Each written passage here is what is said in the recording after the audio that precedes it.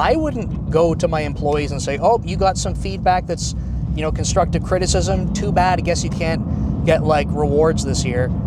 It would just be like, hey, look, like that's great feedback. Like, do you agree with it? Because I don't have some of the context that maybe they had with that individual.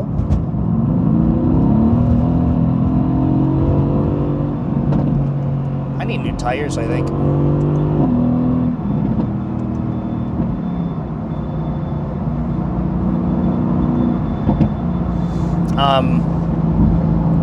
And that's how I look at it with my employees, right? If they get some feedback, I'm just looking at that like, hey, if you agree with this and that's something that we can work on to improve, awesome. Let's focus on that. Let's make sure there's time for that.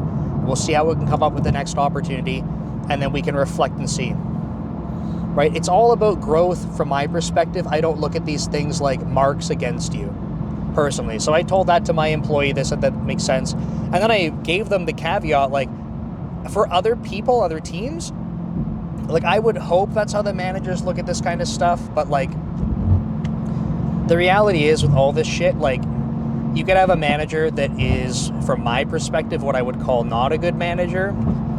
And, they're not even interested in this stuff. They might not even see it. Or they're so detached from it that this is their only type of feedback. So they're thinking, I don't even know how to gauge my employee. So, like, I'm just going to go by the peer feedback. So it's hard because I can't speak on behalf of every manager, but from my perspective, that's how I would do that.